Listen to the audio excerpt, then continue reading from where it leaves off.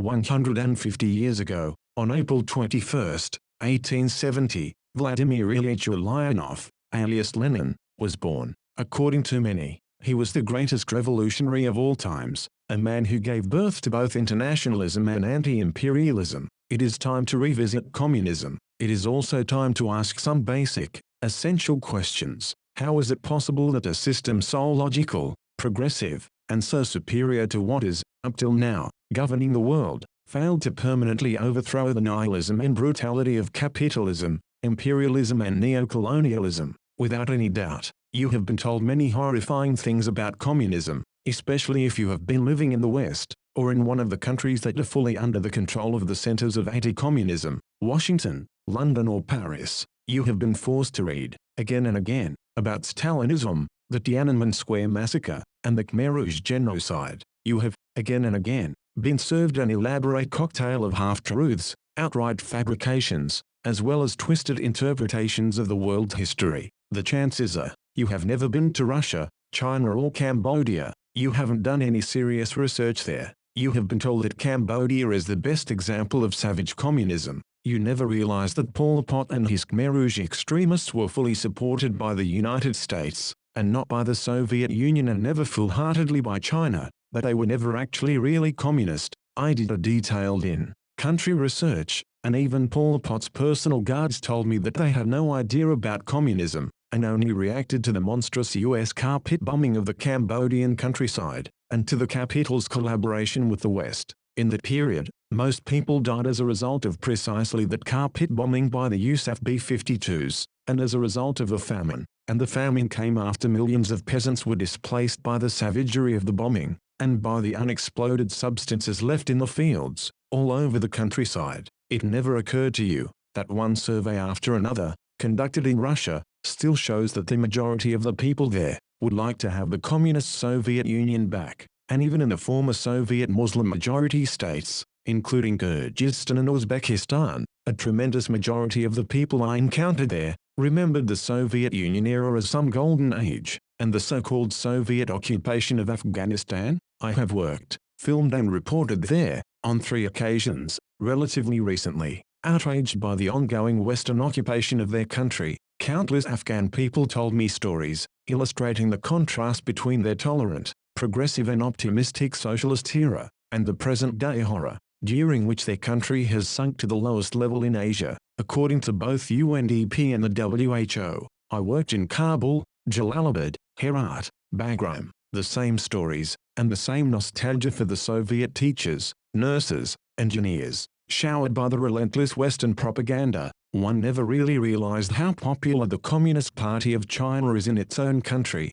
and how the communist ideology is supported in Vietnam, Laos and North Korea. If one goes to their friendly local bookstore in North America, Europe or even in Hong Kong, not to speak of Australia, the chances are that all one will find there would be tomes written by anti-communist Chinese or Russian dissidents, people that have been living off Western grants, receiving countless awards so they can spend all their energy on smearing communism, and glorifying anti-revolution. Writers such as Svetlana Alexievich, who received the Nobel Prize for Literature, for spitting on the graves of the Soviet soldiers who died defending Afghan socialism. Films one would be allowed to watch, on commercial film channels, would not be any different than the books one had been encouraged to read. Anti-communism in the West and in its colonies is a tremendous industry. It is easily the greatest and ongoing propaganda campaign in the history of the world. Its metastasis has been spreading even into the core of the communist and socialist countries themselves. All of that is because the Western, imperialist countries know perfectly well that their empire can only survive if communism collapses. It is because the very essence of communism is the perpetual struggle against imperialism. False but very effective slogans, like bugs, that are being implanted into one's brains. They are repeated constantly, sometimes hundreds of times a day, without one even noticing. Communism is dead, you have been told. It is outdated, boring. China is not communist anymore. Communism is grey. Life under communism is controlled, and it is monotonous. People under communism have no freedom, and no liberties. The opposite is the truth. Building, selfishly and enthusiastically, a new and better society, for the people, is definitely more satisfactory, and more fun, than rotting in the constant agony of fear, worrying about mortgages, student loans, and medical emergencies, competing with others, stepping on others, and even ruining other human beings, living empty, sad, selfish lives. Absurdly, paradoxically, Western propaganda constantly accuses communism of violence, but communism is the biggest adversary of the most violent system on earth, which is Western colonialism imperialism. Hundreds of millions of human beings have already vanished as a result of it. Throughout the centuries, hundreds of advanced cultures have been ruined, entire continents have been plundered. Before Soviet communism, before the USSR itself, there was no true and powerful opposition to Western imperialism. Colonialism and imperialism were taken for granted. They were the world order. The Soviet Union and China helped to decolonize the world. Cuba and North Korea, two communist countries, fought bravely and successfully, and brought independence to Africa, something that the West has never forgotten nor forgiven. But fighting for freedom and for the end of colonialism is not violence, it is defense, resistance and a struggle for independence. As a rule, communism does not attack, it defends itself, and it defends countries that are being brutalized. In my future work, I will address two exceptions, and explain two cases which are constantly misinterpreted by right-wing propaganda, Hungary and Czechoslovakia. But back to the so-called communist violence. My friend and comrade, the legendary Russian intellectual and professor, Alexander Buzgalin wrote in his recent work, Lenin, Theory as Practice, Practice as Creativity, to mark the 150th anniversary of the birth of Lenin. There is a principle at work here. It is not the socialist revolution that provokes mass violence, but the bourgeois counter-revolution, that begins when capital realizes that it is losing its property and power. In response to the generally peaceful and in many cases legitimate victory of the left, capital unleashes savage, barbaric violence. The left is then faced with the question of whether to answer this violence or not. If you go to war, then from that point the laws of war apply, and hundreds of thousands are sent to their deaths, planned in advance, so that millions might be victorious. That is the logic of war. The revolution was carried through. It was victorious. In the broader perspective, the victors were not so much the Bolsheviks as the Soviets, in which the majority supported the Bolsheviks' position. The revolution was substantially peaceful, prevailing almost without bloodshed. The fiercest fighting occurred in Moscow, where those killed on both sides numbered a few thousand. Beyond that, the picture was of a triumphal procession of Soviet power. This heading in Soviet textbooks was no accident. In the winter of 1917 to 1918, the relationship of forces saw 500,000 members of the workers' militia, the Red Guard, pitted against a few tens of thousand White Guard members in the south of Russia. Everything was quiet until the counter-revolution received vast sums of money from the Triple Alliance, primarily from Germany, as well as from the Entente, and all these imperialist countries launched aggression against the young Soviet power. This is a brilliant take by Alexander Buzgalin. I have addressed this topic on many occasions, but never so coherently, and this applies to countless examples, all over the world, where the West first provoked and brutally antagonized socialist or communist countries, then accused them of cruelty, and finally liberated them in the name of freedom and democracy, literally raping the will of their people. All this just so European and North American imperialism would survive and thrive. Let's recall just a few examples: the USSR, 1965 Indonesia, 1973 Chile, 2019 Bolivia. The biggest attempt to date, to divert, destabilize and overthrow the enormously successful Chinese system. But there are, of course, countless other examples, in all corners of the globe. Ron Unz, the publisher of the Unz Review, wrote in his report American Pravda, "Our coronavirus catastrophe is bio-warfare blowback," recalling his thoughts. In 1999, when China protested about the NATO bombing of its embassy in Belgrade,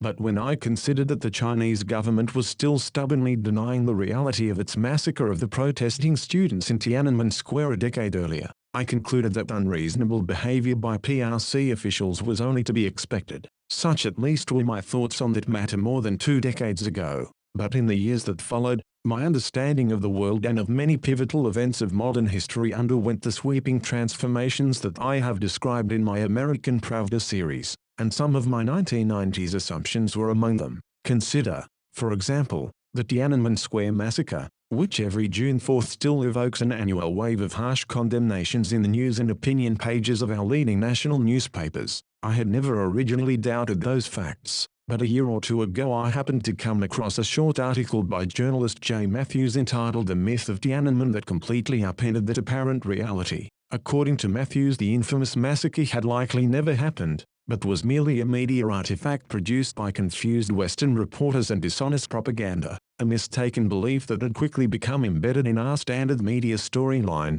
endlessly repeated by so many ignorant journalists that they all eventually believed it to be true. Instead, as near as could be determined, the protesting students had all left Tiananmen Square peacefully, just as the Chinese government had always maintained. Indeed, leading newspapers such as the New York Times and the Washington Post had occasionally acknowledged these facts over the years, but usually buried those scanty admissions so deep in their stories that few ever noticed. Meanwhile, the bulk of the mainstream media had fallen for an apparent hoax. Matthews himself had been the Beijing bureau chief of the Washington Post, personally covering the protests at the time, and his article appeared in the Columbia Journalism Review, our most prestigious venue for media criticism. On top of it, what Western mainstream media was describing as a group of freedom fighters and pro-democracy movement had a substantial number of radicals in its ranks, even outright racists, that were protesting against the presence of black Africans on Chinese university campuses.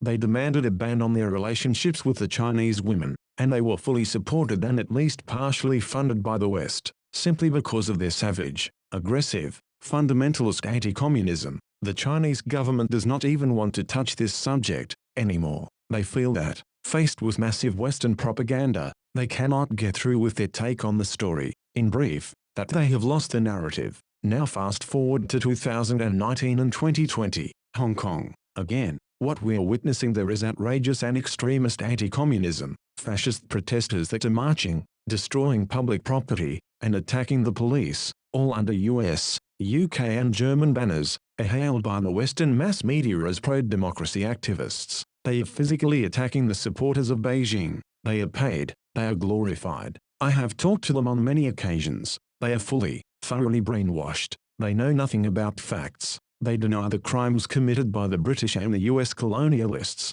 They admire everything Western, and they despise their own country. The West has been told to view them as revolutionaries, and it promotes them as revolutionaries all over the world. Another group unleashed against the communist China are the UIs. Many of these people have joined terrorist organizations in Idlib, Syria, in Indonesia, and elsewhere. Or more precisely, they were injected there. The reason? To harden them on the battlefields, so that they could one day return to China and try to break communism, as well as the Belt and Road Initiative, BRI, the most internationalist mammoth project on earth. I have covered their activities in Syria, Indonesia, Turkey and elsewhere. I have written extensively about the atrocities they have been committing, but the anti-communist propaganda is often too massive and too professional. It manufactures a bulletproof narrative. It portrays the UIs as the victims. Ask the common men and women of the streets of London, Paris or New York, what they know about Stalin's era, or the famines in the early years of the USSR,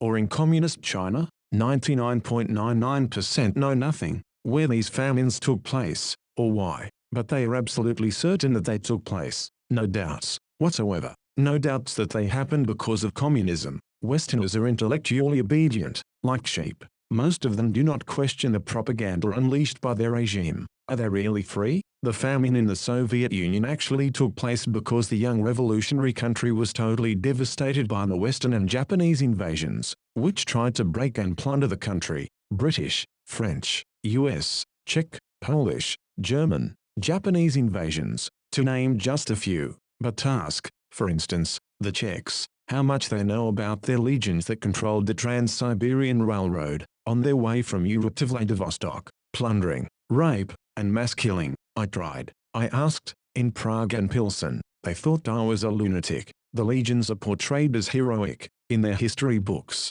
a bulletproof narrative. No doubts there. And Stalinism? This author is planning to write much more on this subject. But here, just in brief, what kind of country did Stalin really inherited? It was a country thoroughly plundered by foreign invaders, a country devastated by civil war, a country where the anti-revolutionary forces have been, until recently, financed by the UK, France, US and others. As a result of this brutal civil war unleashed from abroad, criminal gangs roamed all over the vast lands, and inside cities. From the beginning, The Russian communists wanted peace, the brotherhood of nations, and peaceful development for its people. I wrote in 2017, in my book Great October Socialist Revolution, Impact on the World and Birth of Internationalism, the revolutionaries wanted to end all wars immediately. Russian soldiers left their trenches and embraced their enemies. "We are all brothers," they shouted. "We were forced to fight each other by ruthless monarchs, priests and businessmen.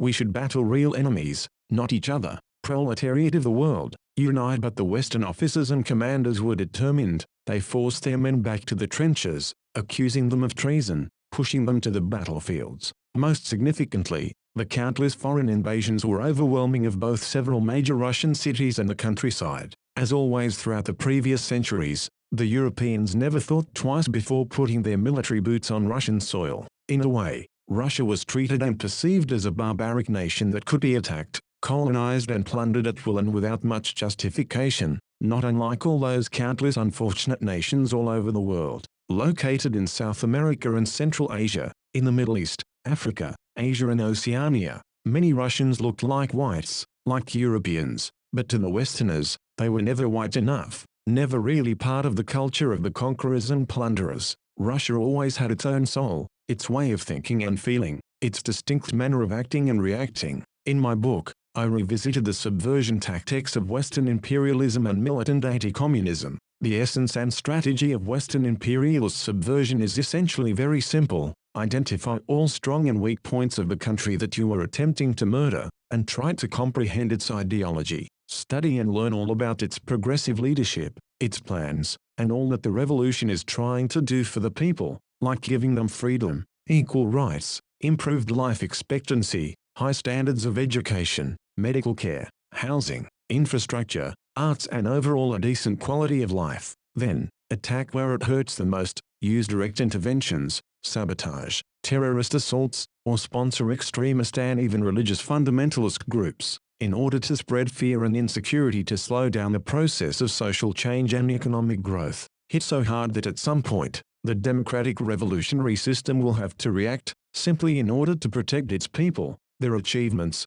and even their bare lives. Wherever the West tries to destroy a socialist country, be it Nicaragua or Afghanistan in the 80s, it first targets hospitals and schools, in order to demolish the great social achievements of the government, and to spread hopelessness among the population. Then it hits even harder, to trigger a strong government reaction, and then immediately declare, "You see, this is the real face of socialism or communism. You want a revolution? Fine. What you get in the package will be this: oppression, political trials, gulags, a lack of freedom, and even some brutal executions used widely, weapons like disinformation and negative propaganda." So the revolution in a progressive but crucially terrorized country would never have a chance to really influence the rest of the world, and even at home it will begin to suffer after being put under too much pressure. Such hideous tactics of the West deeply injured the Soviet Union before World War II, but it failed to destroy the country. The Chinese famine took place partially because during the Japanese occupation,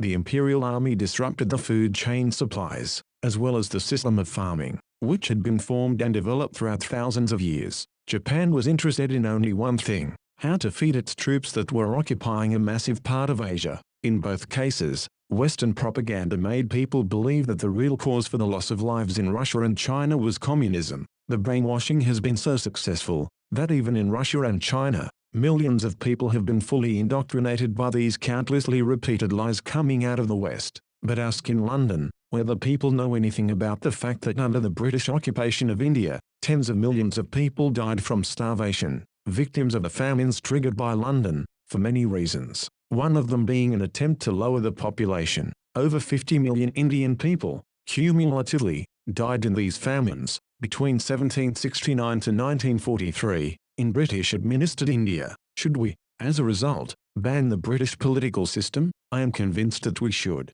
but that is usually not what the people of the world, including the victims of the British colonialist barbarity, are demanding. So, back to the British or French public. What do they know about their past, and even about their neo-colonialist present? They only know what they have been ordered to believe. In brief, they know nothing. Zero. Only fairy tales. But they are convinced that they are well informed, and that they have the right to lecture the world. They know absolutely nothing about the USSR, and about China. They have no clue about why North Korea and Cuba are being continuously demonized. As mentioned above, they both, hand in hand, liberated Africa from Western colonialism. I have lived and worked all over Africa, for years, made films, and written countless essays. The Cuban and North Korean involvement, enormously positive, internationalist and undoubtedly communist, from Namibia and Angola, from Egypt to Mauritius, has been very well documented, but say it in a Parisian cafe or a London pub,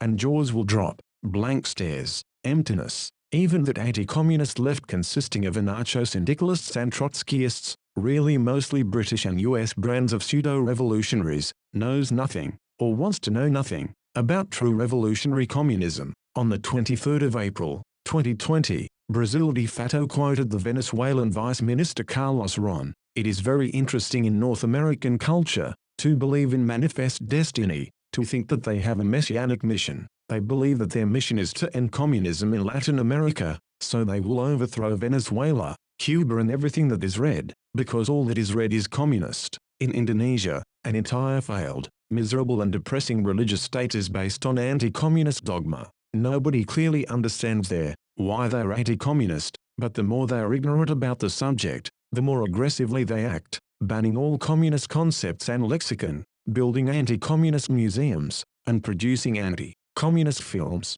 After killing millions of communists on behalf of the West, anti-communism has become the essence of their existence. In the past they even used to ban the Chinese and Russian languages, all just to silence the past, when President Sukarno and the PKI, Communist Party of Indonesia, before the US-backed 1965 coup, were building a great, progressive, socialist and non-aligned nation. In fact, in much of Southeast Asia, perhaps the most grotesquely turbo-capitalist part of the world, communism has been banned, or at least demonized. The result, confused, consumerist, religious and dismal nations. Communist Vietnam is the shining star, but it is never portrayed as such, definitely not abroad. Let us celebrate the 150th birthday of Vladimir Ilyich Lenin. Let us celebrate it by revisiting history, and the present. The most brutal political system is Western imperialism, colonialism. It has already murdered hundreds of millions of people, all over the world.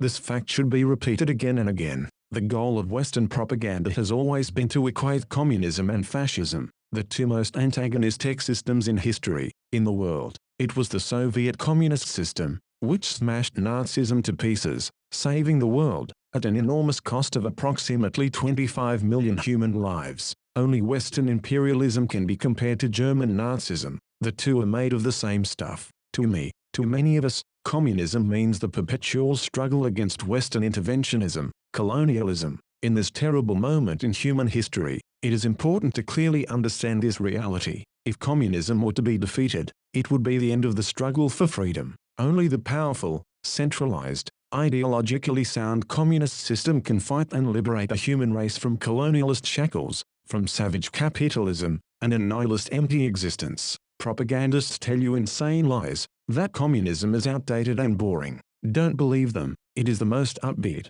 still young, and optimistic arrangement of the world. And unlike imperialism and capitalism, communism is constantly evolving, not in Europe or North America, but in the rest of the world. Just look at the West and its colonies. Look at the misery and deprivation brought on humanity by the Western oppressive dictatorial regime. Happy birthday, Comrade Lenin. The struggle continues.